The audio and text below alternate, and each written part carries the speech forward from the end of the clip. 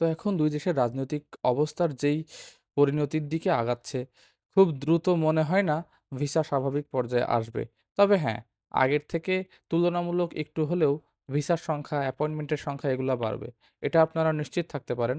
আগামী রবিবার থেকে অর্থাৎ আগামীকাল থেকে ডেট রিলিজ করা শুরু করবে। এ সময় অবশ্যই medical entry, student visa, double entry visa এগুলার ডেট তুলনামূলক আগের থেকে অনেকটাই বেড়ে যাবে। এটা বলা যায় প্রায় প্রতি আইভেক্স সেন্টারে বিশেষ করে ঢাকাতে ২,০০০ ছাড়িয়ে যাবে। এটুকু নিশ্চিত থাকতে পারেন। তো যারা কন্ট্যাক্টের মাধ্যমে অ্যাপয়েন্টমেন্ট নিতে চাচ্ছেন তারা নিচের দেওয়া ফেসবুক লিংকে যোগাযোগ করে দেখতে পারেন। তো চলুন মেইন টপিকে ফেরত আসি। সেটা হচ্ছে যে এই মুহূর্তে ইন্ডিয়ান ভিসা সবচেয়ে সহজে আপনি কিভাবে পাবেন?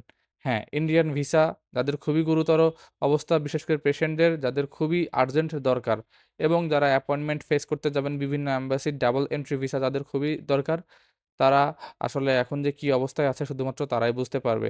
আমি এরকম একটা সিচুয়েশন একটা সময় ফেস করছি, যার ফলে আমি জানি এরকম সিচুয়েশনে ফেস করলে মানুষের মেন্টাল প্রেশার কোন লেভেলে যায় এবং সে কি পরিস্থিতিতে থাকে। তো তাদের জন্য একটা সহজ এবং যতটা সম্ভব 100% কার্যকর একটি উপায় আমি নিয়ে বলব।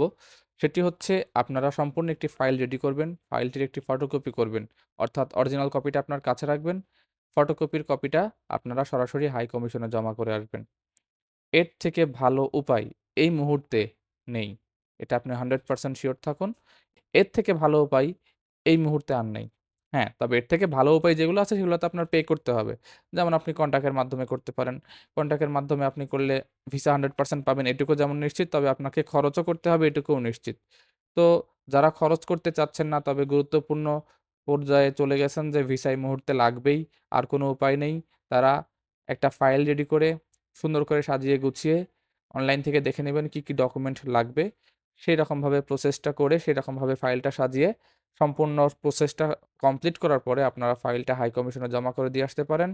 সেখান থেকে যদি তারা মনে করে যে আপনার এই ফাইলটা গ্রহণযোগ্য, অর্থাৎ আপনি যদি ভালোভাবে সাজান তাহলে আপনার কাছে 100% সিওর থাকেন ২ দিন আগে হোক, পরে হোক হাই কমিশন থেকে কল আসবেই।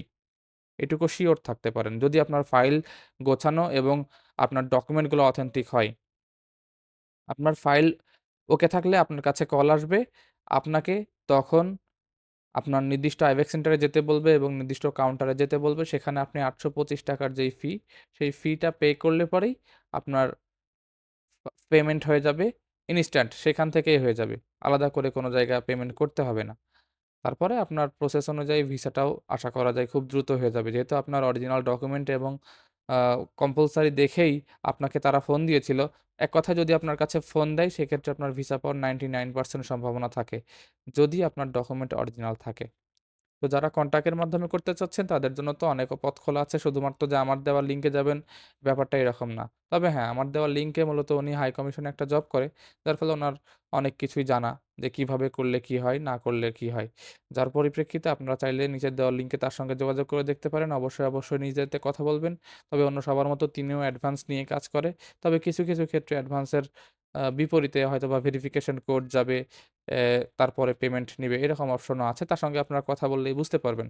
সম্পূর্ণ নিজ দায়িত্বে কথা বলবেন। অবশ্যই লেনদেনের বিষয় আছে, সিকিউরিটির বিষয় আছে। আপনারা চাইলে তার ডকুমেন্ট নিয়ে রাখবেন। কারণ অ্যাডভান্স করা বলেন, পেমেন্ট করা বলেন, যেকোনোভাবেই বলেন আপনাকে যেহেতু টাকা দিতে হবে আপনারও সিকিউরিটির প্রয়োজন আছে।